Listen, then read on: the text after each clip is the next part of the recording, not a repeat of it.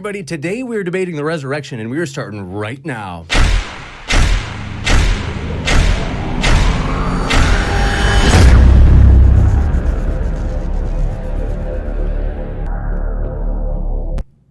Ladies and gentlemen, thrilled to have you here for another epic debate, as today we are on site at the Atheist Community of Austin, as we are very thankful for their awesome efforts who have helped us set up at this venue. They've been terrific, and so we want to say a huge thanks to the ACA. And want to let you know, if this is your first time here, consider hitting that subscribe button, as we've got a lot more debates coming up. In fact, today we will have Matt Dillahunty facing off with Mike Jones from Inspiring Philosophy on whether or not there are good reasons to believe in God. So that's going to be an epic one. If you want a reminder, hit that little notification bell. And with that, want to let you know, folks, we are so thankful for our debaters who are here today, who are debating for free. They just love to do it, and we love to get to hear it. So want to remind you, their links are in the description. So if you're listening, you're like, I like that. Well, good news, their links are just down there in that description box. So you can click on their links and hear plenty more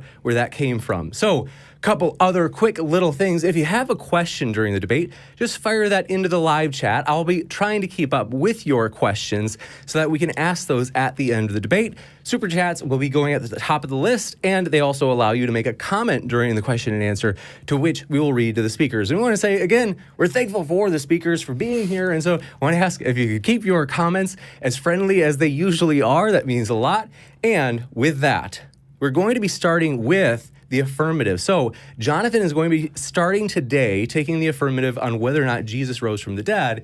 And following that, TJump will be giving his opening statement. So with that, we have a roughly, flexible 10 to 15 minutes for Jonathan to give his opening statement. And so with that, thank you both gentlemen for being here. And the floor is yours, Jonathan. Thank you for having me. I want to start off with the question. Why weren't the rulers of the Roman Empire able to falsify the resurrection of Jesus? It surely wasn't for a lack of effort, because Eusebius records in his histories that forged memoranda of Pilate and Jesus were published under Emperor Maximum II around 311 AD and sent to every district under his command. He announced in edicts that they were to be publicly displayed and that they should be given to the school children by their teachers instead of lessons to study. As emperor, why would Maximum need to publish a forged memoranda of Pilate when he would have had access to the official records of the empire? According to Cicero, the prefect of Judea was obligated to deposit 2 copies of his account in the 2 chief cities of his province and place one in the archives of the Ucrania. Justin Martyr, in 150 AD, appeals for the release of these acts in his published defense of Christianity to Emperor Antonius, which he believed would substantiate the gospel account, affirming these things did happen, as you can ascertain from the Acts of Pontius Pilate. The response Justin received was not the publication of the official records refuting his claims, but martyrdom. It's interesting that Tacitus, one of the greatest historians of the Roman Empire, who wrote specifically on the period in question, referring to the extreme penalty that Jesus suffered at the hands of Pilate and the early Christians in Rome, did not provide a historiographic narrative falsifying the resurrection event. In a similar fashion, Josephus provides valuable insight into first century Judaism, background of early Christianity, and an account of Jesus' brother James, yet no tomb refuting the resurrection as a hoax, even though such a tome would have served Josephus well at the court of the Flavian Empire. Remember that years prior, according to the published Acts of the Apostles, the Apostle Paul defended the gospel account as he stood before Festus, the prefect of Judea, and Agrippa, the king of Galilee, the area where Jesus grew up and the events surrounding his ministry mainly occurred. For when Festus accused Paul of being beside himself and claimed that too much learning had made Paul mad, Paul responded to Festus by stating, I speak forth the words of truth and soberness.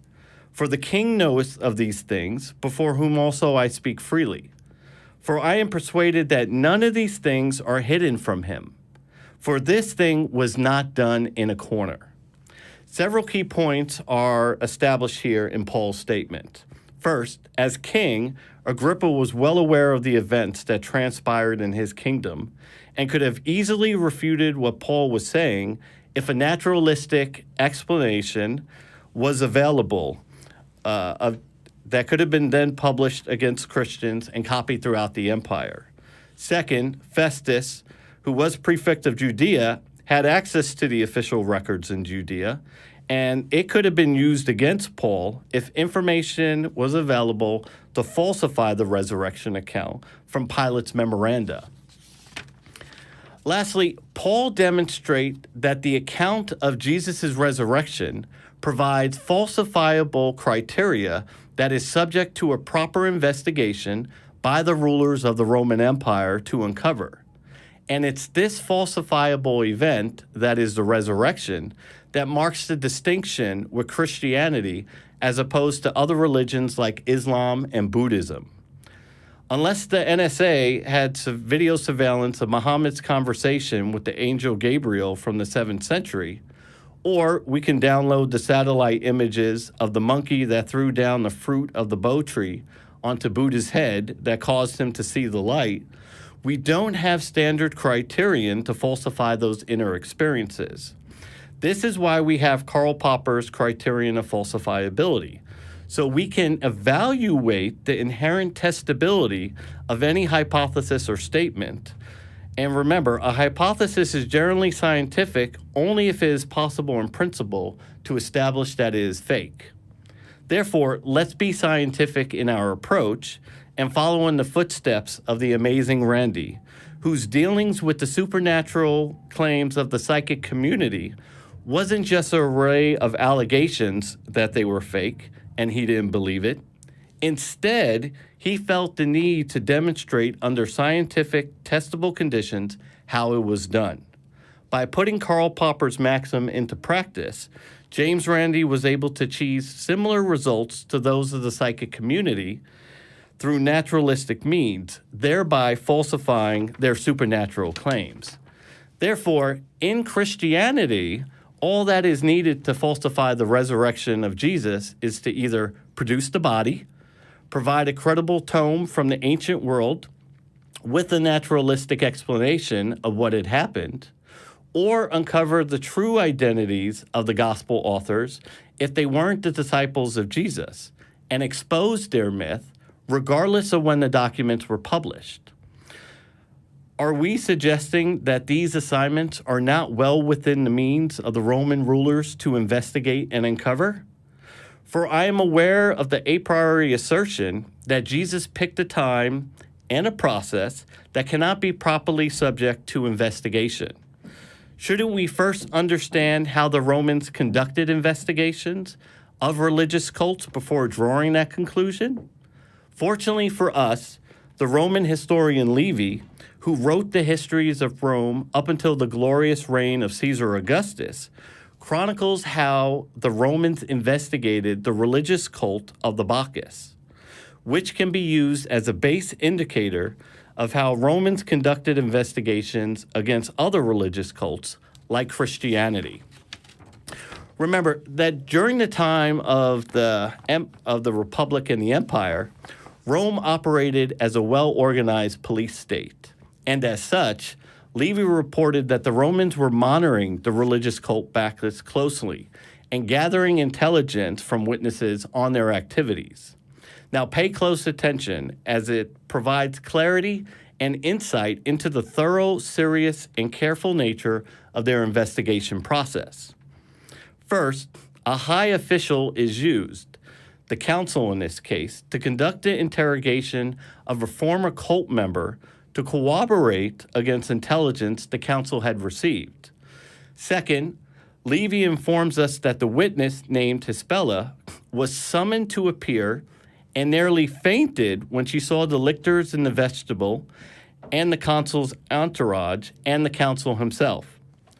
Levy further reports the council informed the witness that if she could bring herself to tell him the facts, she had no cause for alarm, and she should reveal to them the ceremonies that were habitually performed in the nocturnal rites of the Bacillini. Upon hearing this from the council, the woman was panic-stricken, and such trembling seized every part of her body that for a long time she could not open her mouth. Even after her full confession, Levy tells us the council went on to warn her that if she was proved to be lying by the evidence of another witness, she could not expect the same forgiveness or indulgence as she would receive if she made a voluntary confession. He added that the man who had heard this story from her had given him a full account of the facts. The significance of Levy's details on Rome's investigation of the Bacilli cannot be overstated. There isn't anything in Levy's account which leaves us with any doubt that the Council of Rome was not going to gather the intelligence he needed from this witness or another to expose the conspiracy of the Bacilli. For that was the power of Rome. The parallels of this case to Rome's investigation of another religious cult, Christianity, is clear. Rome is again entrusting the gathering of intelligence to high Roman officials, in fact, those seated at the court of the emperor, to expose the movement of Christianity. This is why prefects such as Polinius, Felix, Festus, and Pilate were interrogating Paul and Jesus. The Empire of Rome was very concerned about insurrection. Felix, according to Josephus, had suppressed the messianic movement of the Egyptian prophet and ordered the assassination of the high priest Jonathan. So it comes as no surprise while the prefect Felix interrogated Paul on two separate occasions. Hegesippus chronicles that the Emperor Domitian dreaded the advent of Christ, as Herod had, and had his spies locate the grandsons of Jude, who were of the family of Jesus, in order to interrogate them. The same modus operandi is evinced in Levy's investigation of the Bacilli. Remember, in each and every one of these interrogations, the witness could be turned over to torture or put to death at any time. Recall, this is why Hispella reeked of fear at the sight of the council. Pilate emphasized this reality to Jesus when he said, "Do you not know that I have the authority to release you and the authority to crucify you?" Pliny the Younger had established procedures for interrogating Christians and judged it necessary to find out what the truth was by torturing two female Christian deaconesses in his letter to Trajan. All that was needed to falsify the resurrection was just one credible witness whose testimony could be corroborated if it was a hoax, all within the means of the Roman Empire to uncover. Yet despite all this immense power and endless amount of resources, the rulers of the Roman Empire failed to produce a credible tome that the resurrection or the Gospels were a hoax in its investigation of Christianity. For when we turn to the positive empirical evidence, we find throughout the Roman Empire, in all the apostolic churches, the same four Gospels in Aramaic, Greek, Coptic, and Vetus Latin, naming the same four authors of Matthew, Mark, Luke, and John, unlike the Gnostics who had different Gospels naming different authors. To paraphrase John Chrysostom, if there be four that write, not at the same time, nor in the same place, neither after having met each other, and converse with one another, and then they all speak all things as it were out of one mouth, this becomes a very great demonstration of the truth. But on the contrary, it may be said that has come to pass that in many places they disagree. But rather, this very thing is the very great evidence of their truth. For if they had agreed in all things, exactly even to time and place and to the very words, it would be evidence of collusion. In any normal court of law, independent witnesses that basically agree, that have not colluded on their testimony, would be conclusive in any normal court of law. As I said, we do know that throughout the Roman Empire, conversions to Christianity were occurring all over the place.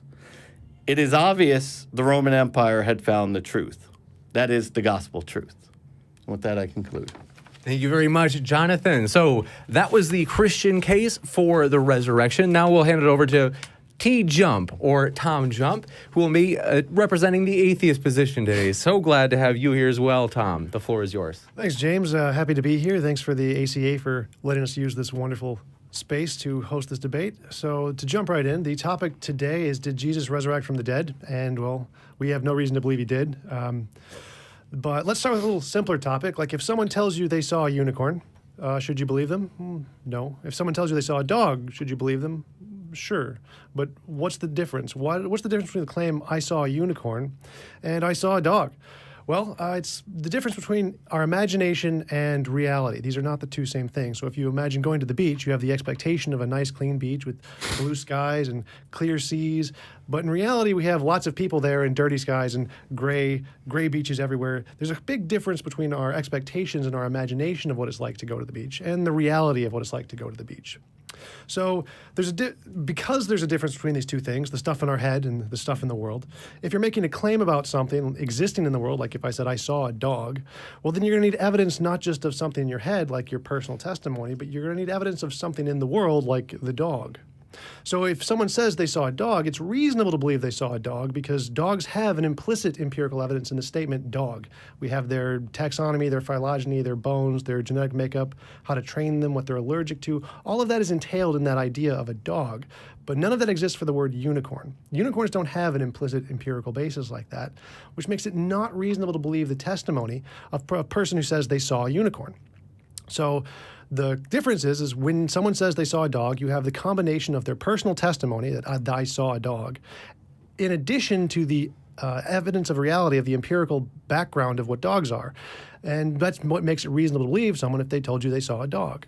But that isn't the case for unicorns, because all you have in the case of unicorns is their testimony, I saw a unicorn. And without that empirical basis behind it, it wouldn't be reasonable to trust them. So until they can provide like DNA of the unicorn, or they can show you a place where you can go pet and touch the unicorn and see it yourself, then it's not reasonable to believe their testimony that they saw a unicorn. So shorten this, you need evidence proportional to the claim to make it reasonable to believe, or which has been a principle stated by many before me, like Carl Sagan, extraordinary claims require extraordinary evidence, or Laplace, the weight of an extraordinary claim must be proportioned to its strangeness, or David Hume, in our reasonings concerning matters of fact, there are all imaginable degrees of assurance. A wise man therefore proportions his belief to the evidence. Therefore, because that these things that don't have an empirical basis are not reasonable to believe purely based on testimony, that would mean that all such things, doesn't matter what the testimony is or how much there is, would be not reasonable to believe. So miracles, magic, mythical creatures, the paranormal, the supernatural, UFOs, none of those would be reasonable to believe based purely off of testimony. And in the case of Jesus and the resurrection, all we have is testimony, and not just testimony. Testimony from thousands of years ago in old documents. So based off of just that evidence of testimony, without an empirical basis that miracles can happen at all, then there's no reason to accept that the resurrection actually did occur in any sense. One of the things Jonathan mentioned was a court case. In a court case, miracles are essentially thrown out prima facie. Like they're not accepted. Miracles, magic, mythical creatures, paranormal, supernatural, all of those things are just dismissed immediately from a court case because there is no empirical basis for those things. We ended witch trials hundreds of years ago. There are many court cases that have been attempted in the states today. For example, in 1971, the United States versus Mayo versus Satan and his staff, which was thrown out. And Jones versus God, a civil suit against God and Jesus. I kind of wish that one went through. There is the Stembowski versus Accolade, which is a case about a haunted house. That one also got dismissed, surprise.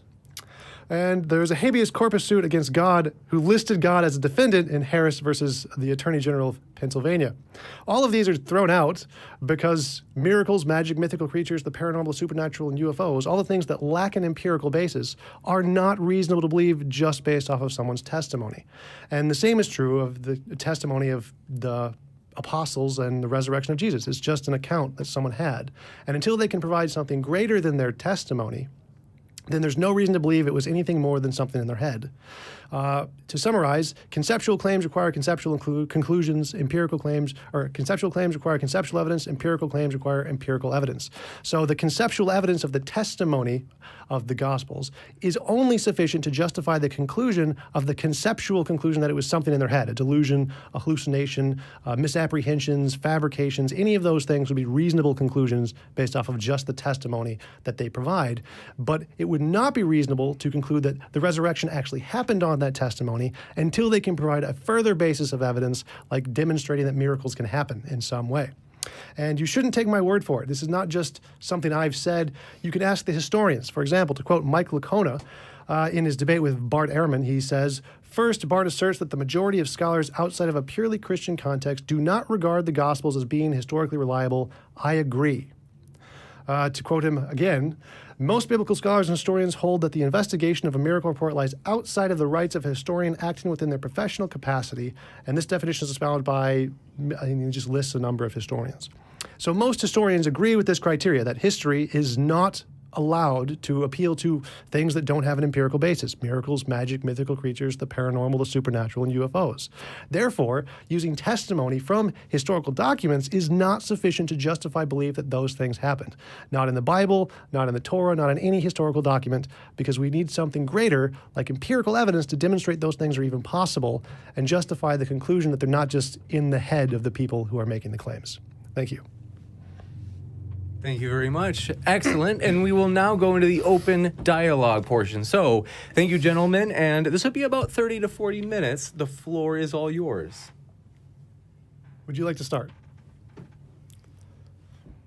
Yes, like I said, thank you, TJump. I guess my first question is there are elements of the resurrection or the historical count that could be falsified. Is that correct? Sure. Like if we had built a time machine, we could falsify the whole thing. Well, but you do believe in the Roman Empire. Yes.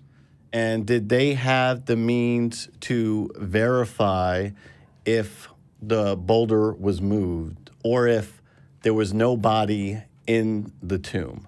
Yes. If those things existed, yes. And could they have verified if Joseph of Arimathea, from the town of Arimathea, existed and that there was a tomb in Jerusalem that he had? Are those things that could have been verified? Sure. Now, from the historical documents, and the way we measure history is from the available documents from the people that left them. What the documentation from Levy, from what we have from the empire, is that investigation was conducted. And if the assumption is that it was fake, why couldn't the Roman Empire falsify it? Well, I don't think they had the means to evaluate whether or not someone rose from the dead. All I could verify was that there was no one in the tomb, which can be doable in numerous ways, all of which would be preferable to resurrection or miracles because they have a natural basis, like someone could have robbed the tomb, or there could have not been a tomb. Like we know that the idea that Romans would provide a tomb for the people they crucified is highly unlikely, and the fact that they would put a boulder in front of it is less unlikely, and put guards even less unlikely. The most likely outcome is they probably just crucified him, took him off the cross, threw him in a mass grave, as Richard Carrier argues. That seems far more plausible than all of this tomb nonsense in the first place. So I don't really see the plausibility behind the argument that, well, they could have falsified it. Well, why would they even bother in that case? They may have been doing some other research, but it doesn't seem very pertinent to the topic. And they definitely couldn't have falsified the resurrection part. They didn't have the technological means to do that. All they could at best do was show there is an empty tomb. Yeah, so they could have showed if there was an empty tomb. They could have falsified if Josephus had one. Now, I think an important thing to remember is that the empire under Maximum II did try to publish throughout the eastern part of the empire a record to try to falsify it. Why would they need to produce a forged memoranda if they had actual records from their investigation that could have corroborated those points, and that would have been the end of Christianity? Well, I imagine they really didn't care very much. I'm sure they did this as a common practice to try and discredit many religions all the time. I don't think it was really important to them to actually focus on this. So I don't think it's really relevant to the topic. Like whether or not Jesus rose from the dead, even if I grant there was a tomb and a Josephus and he had a tomb, none of that really helps the case for the resurrection. That's just, okay, people in the past had tombs and lived. Okay. I mean, I'm happy to grant all of that, but none of that helps the resurrection case. Correct, but if they went to Jerusalem and they investigated that there wasn't no tomb there where the gospel account is stating, right then and there would be a major area to falsify. A report would be published and would be copied out the Roman Empire that there was no tomb. The individual by Joseph Arimathea didn't exist. He didn't own anything in there. So those essential elements of the gospel case that we find in Matthew, Mark, Luke, and John would be discredited. And in a court of law, it would be thrown out because it doesn't have any viable elements to it. So that's something, I mean, the Roman Empire could have gone and checked to see, was it actually empty? Was there actually a boulder there? Was it open? Those things are verifiable. In any investigation could be done. And we see high officials in the Roman Empire because they were very concerned about insurrection. And you have some of the highest officials in the Roman government interviewing to gather intelligence because they were concerned. Well, sure, I grant that, but as far as I'm aware, none of them actually said, yes, there is a tomb, yes, there is a boulder, yes, we did confirm this. All of them just kind of didn't say it didn't happen, and that was about it. So from my perspective, there isn't actually any corroborating evidence that most of that happened. No extra biblical sources for pretty much anything related to the tomb other than just there was a guy named Jesus. So I don't think their investigation really was centered around disproving every little aspect. And even if it was, which it probably wouldn't have been in the first place, because there could have been many tombs there, and knowing who owned what and which one went to which, you could have just attributed it to any of them. That's not really a grounds for anything. It's just, yes, they could have found a tomb, and maybe or maybe not it was owned or used by Jesus. And would they have cared? Probably not. That's probably not the goal of the investigation. And as far as I know, there's no written record of that actually corroborating that there was a tomb and there was a stone. Well, but they did publish throughout the empire these details which could have been corroborated. The point of Hegesippus' report on Domitian is that he felt it was important, even years after the event, not only to find out more about the information, but actually locate the grandsons of Jude, and this is the emperor that's doing it, to find out more information about what's happening. So they were able to locate two grandsons of Jude who was a family of Jesus. And once again, they were very concerned about insurrection. Felix had already pushed off movements of the Egyptian prophet. He had supposedly the high priest assassinated. So from the documents that we have, we can establish that they were very concerned with those groups. And towards the end of the empire, they tried to push forth propaganda to expose it. If they really didn't care, why would they publish something throughout the empire for everyone to be read, even to be given to children as opposed to lessons? Well, they didn't care about the truth. The goal wasn't to find the truth. The goal was to find something they could use against their political adversaries. And so since their goal wasn't the truth and they weren't doing an extensive investigation to actually find out what happened and were more just looking for dirt on their political opponents to try and discredit them, their investigation isn't a reliable source to discover or to lend credence to the fact that the tomb actually existed. It's only lends credence to the idea that they couldn't disprove it definitively with absolute certainty to the degree that they could then just crush the opposing belief. That's just the best dirt they could find given the time period, essentially.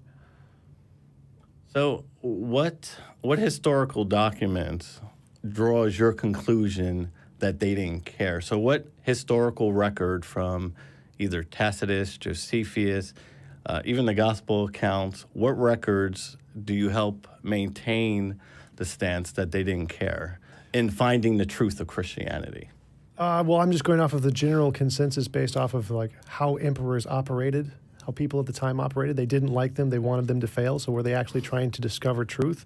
Highly unlikely given just human psychology. They were far more interested in maintaining power and dissolving the power of the opponent, far more likely than they actually wanted to discover the truth. It's unlikely based off of just general history of all human beings that they actually wanted to discover the truth. Now, when Paul goes before the prefect of Judea, Festus, and the king of Galilee, Agrippa, he is called forth to give his confirmation of the gospel account, which he's allowed to do. Now, at the very end of it, and we're speaking about the king of Galilee at this time, who is very aware of the information that's coming out of his kingdom. You have the prefect of Judea, Festus, there, who definitely has access to records from the Roman Empire. And at the end of Paul's statement, the only retort that the king of Galilee had was not a naturalistic explanation explaining what had happened, because if there was a case to be made that body was stolen, there would be information available to investigate to corroborate that account. King Agrippa's only response is, "You almost convinced me to be a Christian." I would guess it's more satirical, and he probably wasn't serious when he said that, if he said that. I'm not familiar with the specific historical case, but I imagine they just didn't care enough to actually try and investigate it, because I'm pretty sure they could have just made up anything they want. I'm pretty sure they rejected miracle claims in most cases anyway. I don't think it was like a actually definitive evidence that the resurrection happened. I think it's just the limitations of the time period. They probably just weren't that interested. They probably get these kinds of cases all the time. They just want to get rid of it and move on to the next thing in the job, just like any judge or any lawyer. But what we see in the investigation of Christianity is it didn't end just there. I mean, Paul is meeting with another proconsul, Felix, who we already know that's suppressing religious groups. So if you think about it, he's suppressing. He doesn't meet him only on one time, but a second time. He meets with Paulinius. We have Pliny the Younger continuing the procedure of interrogating Christians, finding out more about them. Domitian we have, and then towards the end of the empire, we have a forged memoranda published to try to discredit it, which shows that they were taking actions to falsify and gather intelligence to suppress this movement. But that's the same as essentially every religion throughout all time, where people discuss it and people who advocate for it talk with the leaders and the prosecutors to try and convince them. And same with Mormonism and Jonathan Smith. That's the same as far as I can tell with every single religion. I don't see anything about that would make it more likely a miracle happened. I mean, because all of that is just technical stuff that humans do all the time throughout human history. Why would any of that be evidence of a magical occurrence? Well, and I bring up the case of the amazing Randy because he evaluated the same way. Okay, well, we have the psychic community. They're making these supernatural claims. Obviously, there was a big one in New York, so he was offering like $1 million to put him under scientific testable conditions. So if we're going to follow a scientific process, shouldn't we be able to set up criteria to help falsify the particular event, just as James Randi did? The thing is if someone in the psychic community guessed correctly at one of his questions, he wouldn't be able to create the naturalistic way they did that because it was a guess. But if it was fake, he'd have the means to recreate what they were able to do, but using non-scientific means.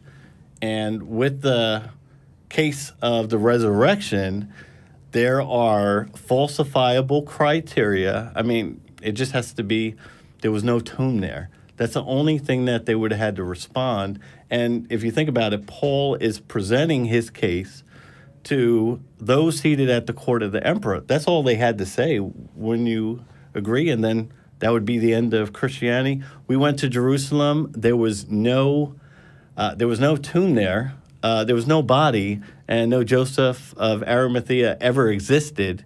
And that would be published throughout the empire, and I probably wouldn't be sitting here today. Well, no, I would totally disagree. It doesn't matter how well you think you've disproven philosophy. I mean, there are still flat earthers here on the earth, apparently. So the disproving of a fact really wouldn't affect how people believe. But it's kind of like if I said, I saw a unicorn the other day, and we can go look at the spot where the unicorn was, and we can see hoof prints, and we can see that there was grass that was eaten, and we can see that there were like trails where the horse were running, but none of that's evidence of a unicorn because that can all be explained by a horse. So in the case of the empty tomb, that can be explained by someone robbed the tomb, or there was no body that was ever in the tomb in the first place, or all kinds of things. None of that would be evidence of a resurrection because it's all just stuff people do all the time we see all around the world. In the case of falsifiability, it's not just falsifiability. That is one of the criteria of science. But the others are testability, verifiability, confirmed by peer review. So you have to actually be able to repeat something, not just falsify the one particular claim, but repeat it to show it can be done again. It's an Amber Alert. Amber Alert? That's inconvenient. So yeah, the fact that you can falsify certain aspects of the resurrection of Jesus, like maybe there was an empty tomb, maybe Josephus existed, that there are people who lived in his family. None of that's actually evidence of the resurrection. To show the resurrection happened, just like to show the unicorn happened, you need empirical evidence of unicorns. You need to show that the miracles can actually happen, that miracles are a thing in this world. Until you do that, it doesn't matter how much of the non-miraculous things you can verify, it would still not qualify as evidence that the miraculous thing was happened. Well, and when we go to trials and we bring witnesses in, now the job of the witness is obviously just to report what he's seen or reported. And the job of the investigator, if you would agree, is just to collect that information. Did they find the body?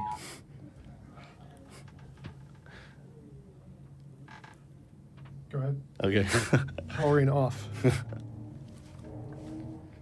So the question is for the investigators to leave his biases out of it. And in the case of Rome's investigation, we have multiple high officials. We know they had acts and records of the event that they didn't publish to the public. Time after time, and we have the king of Galilee, we have the prefect of Judea, Festus, we have Felix. Were they not capable men within the Roman Empire, because they're seated at the court of the emperor, to conduct a thorough investigation to falsify the Christian narrative? I'm sure they could have, but again, none of that actually helps your case. Even if we just say that all of that stuff happened today, in a court case today, it's still none of it would be evidence of the resurrection. They're still just going to throw it out immediately for the reason of the court cases I listed earlier. There's a complete dossier on all how miracles are assessed in courtrooms. It's the truth, the matter asserted is their law and the paranormal outside of the First Amendment by Christopher L. Henry, where he specifically goes through all of the court cases and shows that miracles are not assessed by a courtroom or a jury. They're not within the branch of what a courtroom can do. So even if we granted all of that, none of that would be evidence of the resurrection. That's just, okay, so some people did some investigations and they didn't find one thing or another. None of that's evidence a miracle happened. So the testimony, so because it's preconditioned on miracles aren't reasonable, which is based on a worldview. So obviously the Christian worldview is, God created all things and naturally miracles can happen. Obviously for non-believers, miracles are impossible. So, but I would not phrase it that way at all. So my perspective is for anything that's asserted, you have to either show, is this an imaginary thing in our head or is this a real thing in the world? And until you show it's a real thing in the world, then it's by default an imaginary thing in your head. So there's no presupposition about worldviews here. There could be the supernatural, there could be miracles. Happy to grant all of that, but you first have to show it's not just a thing in your head. And until you do that, it's just a thing in your head. So the criteria, the burden of proof here is to say, if you want to claim a miracle happened, you need to first show it's not a thing in your head before you can defer to that as an explanation of anything. So in the case of a court case, the reason it's dismissed is not a worldview. They don't take any position on worldviews. Many of the judges are Christians and do believe in miracles, but they say it is specifically outside of the capability of the jury to establish what miracles happen or what a God can do or what the inaccessible or unknowable can affect in the world, because it's not within the realm of what we can demonstrate and show is actually not just a part of our imagination. We don't have a ability to do that. So it doesn't matter how much of the non-miraculous stuff we verify until you can actually verify the miraculous stuff. And so until you can say, I believe that there's a God and there are miracles, here is one I can do right now, pray to a God, gold brick appears in front of you, and you do it consistently, then we show miracles are real. Then we have a good base to say, okay, well, maybe this God can do some other miracles too, and we can broaden our horizons about what we should take as a serious leap as a causal relationship between what happened in the miracle attestation in the Bible. But until then, right now we got nothing. Right now we just got miracles are imaginary as far as we can tell. So we have no reason to believe that miracles can happen, and they're just more likely a hallucination, a delusion, a misapprehension, a fabrication. Any of the imaginary conclusions that we can come to are always going to be more likely because it lacks that empirical basis. Just like if I told you I saw a unicorn, it's not reasonable to believe because we don't have an empirical basis of unicorns. But here we're dealing with a historical event that occurred at a specific point in time in history. We have information that could be verifiable. We have investigation into the act itself to gather intelligence to see if what's being said is truth, and it's being done by multiple high officials in the Roman Empire.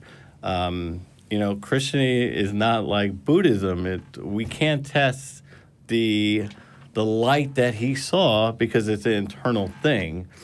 But the Roman Empire, just as I've documented in their investigation of the Bacilli, they took it very seriously. They were able to corroborate the account. So Paul, going before those meetings, they already had information that they were gathering. And so they're not going into those interviews blindsided. And when King Agrippa's only response is, you almost convinced me to be a Christian, even though it's satirical, what he didn't provide there is any evidence. And Paul specifically challenged him on that. These things weren't done in a corner. Because we're talking about Jerusalem, a tomb, stone that was moved, and Joseph of Arimathea. All those things can be verifiably checked by anyone just going to the area to see, or, hey, there's tons of tombs. There's no specificity. You have the tomb by Joseph of Arimathea. So it's giving a specific person who purchased that tomb. You'd have to be very rich back in the ancient world to do it. And what I'm saying here is we have a thorough investigation done by a police state, one of the greatest empires, and they could not provide any falsifiable criteria. And what we've seen throughout the empire is their eventual conversion. And is that conversion come down to, well, it's the truth?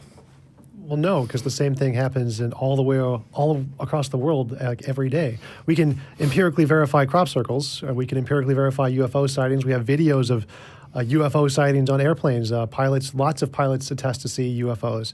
These things happen all the time. We have attestations of homeopathy working all over the world. None of these, and we can empirically verify some of them. We have medical documents of people who healed miraculously in an unexplainable way, supposedly due to homeopathy. We can verify all of these things, but is any of this evidence that homeopathy works or that UFOs are real?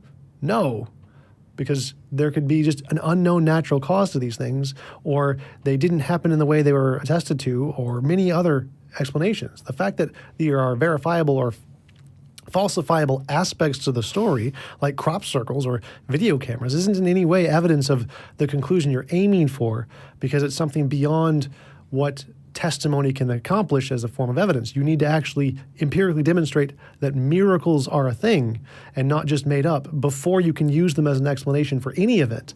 Until then, any explanation, any event that happens, you can only appeal to natural causes.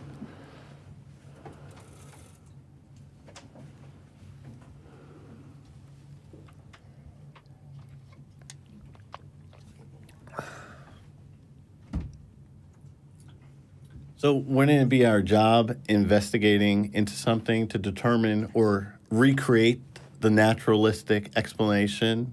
Because if the assumption is that it was faked, then we should be able to falsify it.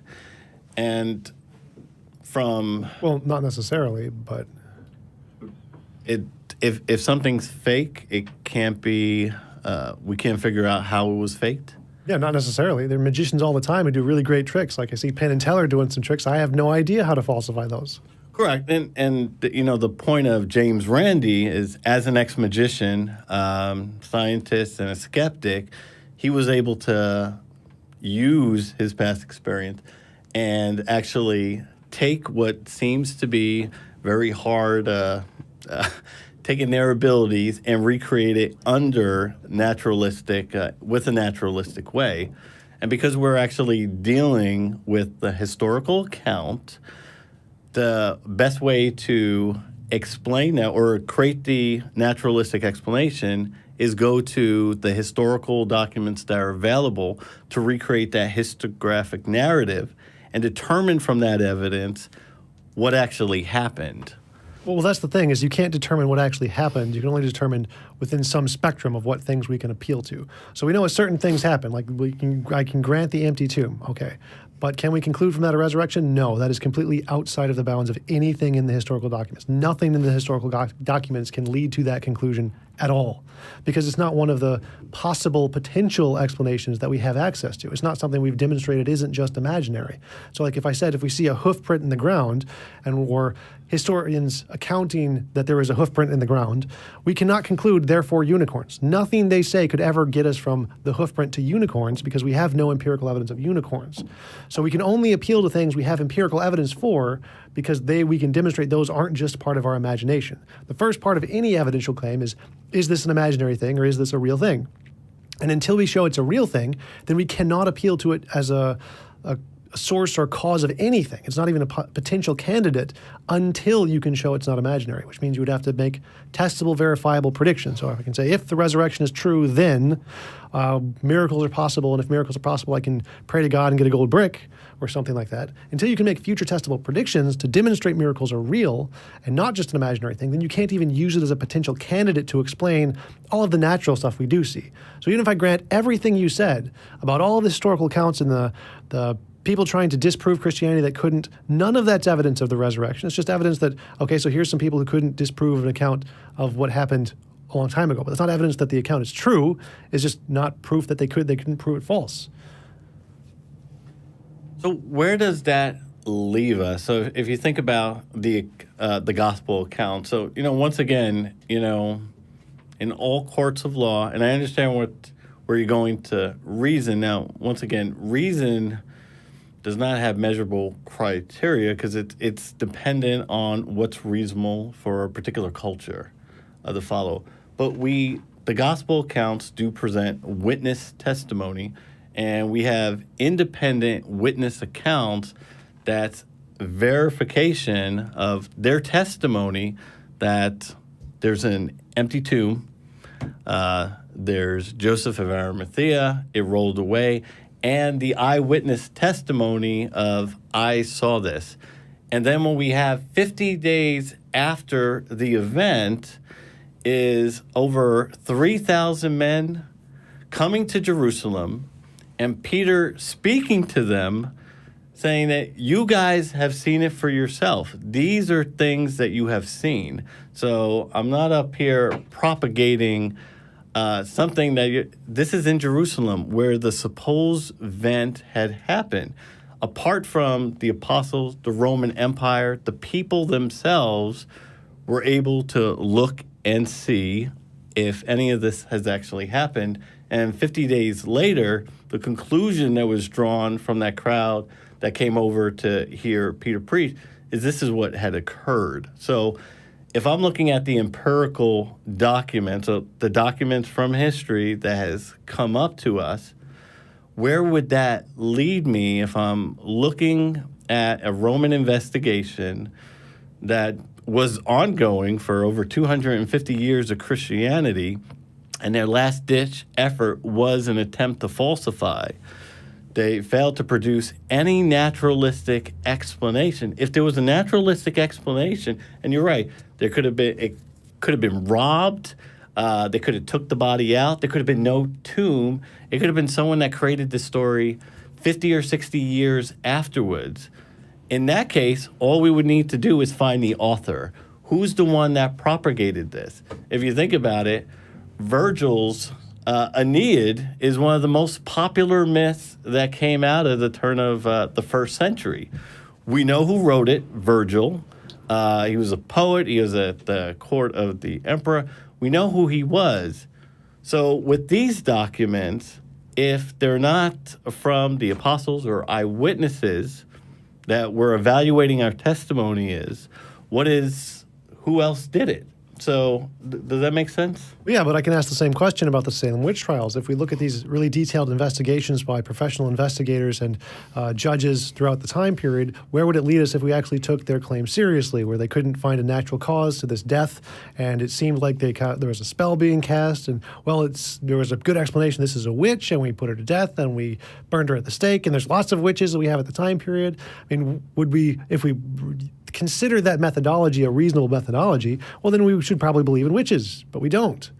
And the reason for that is because we have a new methodology. Like you said, there are many kinds of reason and many kinds of logic, and right now, the best kinds of reason we have, as articulated by the fields of history and science and courtrooms, is that the supernatural can't be a plausible explanation. Or to quote from specifically one of the cases that I mentioned earlier, reason cannot encompass the supernatural. Divine faith is supernatural. It seems that recognition of the alleged fraud in this case eventually would require the civil courts to undertake and solve the problem, to answer the questions which are outside the civil aspects of marriage and should be left to the parties and their respective religious affiliations for the possible solution. In our today's reason for pretty much every academic field, and courtrooms specifically, and history specifically, we are not allowed to appeal to the supernatural, because we did that in the past many, many, many times, like in the Salem witch trials and many other cases throughout history across the globe, and it comes up failure every single time. So even if I granted that your Roman case did in fact take the time to try and verify this, and ended up that they all themselves believe that the resurrection happened based off that investigation, that's still not evidence that the resurrection happened, for the same reason the Salem witch trials isn't evidence that witches exist. We have better reasons and methodology now that the criterion is, well, you first have to show it's not imaginary before you can use it as an explanation, not after. What we'll do is, pretty soon, if you guys are ready, we'll probably go into just kind of some concluding remarks, and it's not timed, so this is just kind of any of your kind of final thoughts before we do go into the Q&A. So thank you, guys. It's been a very thought-provoking discussion. Do you want to start with your conclusion? Sure. So my conclusion would be essentially the same as my introduction, is that the first criteria, the first job of evidence is that we have to differentiate between, is something an imaginary thing or is it a real thing? And the way we do that is through the scientific method. Testable, verifiable, falsifiable predictions that we can say, if this thing is real, then I'm going to make this prediction, and if we can verify the prediction in the future, well, then we have pretty good reason to believe it's real. And supernatural claims have not been able to do that. Miracles, magic, mythical creatures, the paranormal, the supernatural, the UFOs, all of those have failed those tests consistently. And until we have that empirical basis, then it's not reasonable to use those as an appeal to explanations of what caused any event, regardless of whether or not we can explain it or not. Thank you very much, Thomas, and then we will go over to Jonathan. Thank you, Tom. I would like to say that because we're dealing with a historical event, we have to go to the historical records that were left by the people at the time. And when we start off with the case of the gospel testimony, those that are to be eyewitnesses of the event in question, they all come up with the empty tomb, the boulder moved. It was from Joseph of Arimathea. and eyewitness testimony to the risen Christ. And when Rome, who was pursuing their normal investigative powers to suppress religious groups and find out more about it, not one credible tome was produced throughout the Roman Empire to provide a naturalistic explanation for what had happened. And when we go and look at the independent apostolic churches throughout in Greek, Latin, Aramaic, and Vedas Latin, it draws us to the same conclusion. And I just want to end on thanking Tom and Modern Day Debate for allowing us to have this dialogue and to open up the possibilities for this discussion.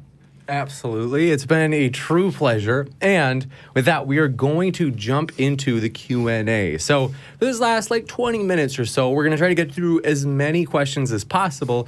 If you do have questions and you've tagged me in the live chat just by putting at Modern Day Debate, that'll help me to see those just so I hopefully don't miss them. And we'll start with the super chats. So starting up top, Steven Steen, thanks for your super chat. He said, much more competent IT team tonight. And so it's true. It's a good opportunity to thank the atheist community of Austin. They have been so good to us. It's honestly, we are so excited about how everything has come together and just the amazing help they've given. And I also want to thank, if those of you who were watching last night, if you saw the Flat Earth debate, I want to say thanks to Steven Steen and TJump, actually, as they were helping us do a lot of tech stuff last night. And so it totally saved me. So with that, we appreciate your question. Frank's 92. They asked, why didn't Jesus go to Rome? Well, this would have to be speculative. We don't have any available information tells us why or why not that he chose the locations they did. We know mainly of his ministry in Galilee and a little bit outside of that area. To be honest, there's no available information I can draw from any historical record that would lead me back to that point. We do know that churches were established in Rome shortly afterwards, but not quite sure why Jesus didn't go to Rome. Maybe he wasn't a citizen, so. You bet. Thank you very much. And we're also taking questions from the live audience. We do have a live audience here at the Atheists of the ACA. So we want to welcome anybody from the live audience. If you do have a question, you are more than welcome to use the mic that's available for you. And we'd love to hear your questions as well. And we'll kind of alternate, if anybody does have any questions, between the online questions from the audience as well as the in-person audience questions. So next up, Sigifredo Sarabia. Good to see you. Thanks for your super chat. They said, TJump, how is the God question on the same level as unicorns or fairies? Wouldn't you have to say that it was an invisible unicorn for it to be a correct analogy rather than dichotomy? Oh, no, it just applies to anything that lacks an empirical basis. It doesn't matter what it is. You can say supernatural, ubernatural, super duper natural, whatever you want. If it doesn't have an empirical basis, you need some way to differentiate it between, is it an imaginary thing or is it a real thing? And so all things that lack an empirical basis are in the same category of imaginary things. It doesn't matter if it's Santa or unicorns or God. Gotcha. Thanks so much. Also, appreciate your question from Sigifredo Sarabia. Thanks for your other question. They said, for Jonathan, granted the resurrection, what independent sources grant Matthew 27, 41 through 52, which describes dark skies, torn curtains, earthquakes, and dead saints rising in Jerusalem? Eusebius does pull an account at that time. So he does provide a record of some sort of occurrence that occurred at that time. So you definitely look up Eusebius's church histories. He does give a sort of event that appeals to some sort of event occurring from a non-Christian author. Got it. Thank you very much. Next up, We do have a question from, if I mispronounce this, let me know. I'm sorry.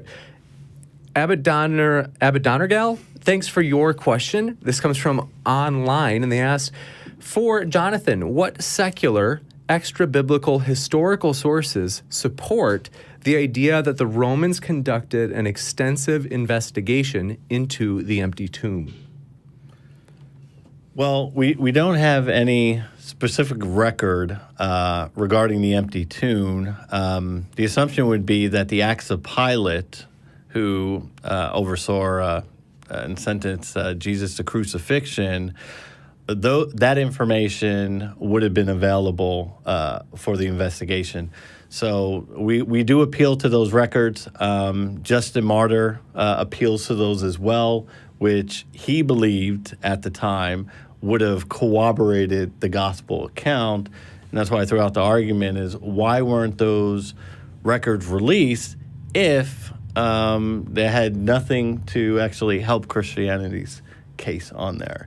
But we do have established procedures by Pliny the Younger in his letter to Trajan on how to deal specifically with Christians, their interrogation practices, the same type of modus operandi we see back in 186 BC with Levy's account of the Bacchae. You bet. Thanks so much. And we're going to fly through, because we do appreciate your guys' support. We will read some of the silly super chats. Dwayne Burke, let's see, said, starting to lack belief in TJump's chair. Thank you very much for that. If you haven't seen, if you're not a regular watcher, TJump has the most epic chair that he usually streams from home as he streams in. And so, thanks for that super chat. We appreciate that, Dwayne. Converse Contender says, you guys are all looking dapper. Thank you very much. You know, it's probably especially pointed toward Tom. You look terrific, Tom. So thanks. You guys both look great. Next up, let's see. We've got, with that, I think we do have all of our super chat questions. And so we are going to make one offer, anybody from the audience. Otherwise, what we will do is have an intermission before the Inspiring Philosophy and Matt Dillahunty debate on whether or not there are good reasons to believe in God. That debate is linked in the description. And so if you would like to watch that debate, we will be back in just about an hour live together in this room for that debate. So we hope to see you there. Thanks for coming by, everybody. And one last thanks to both the speakers, as we really appreciate both Tom and Jonathan for being here. It's been terrific. And we want to give as well one last thanks to the ACA for hosting. It's been terrific. And thanks for stopping by and hanging out with us today. Keep sifting out the reasonable from the unreasonable. Have a good afternoon, everybody.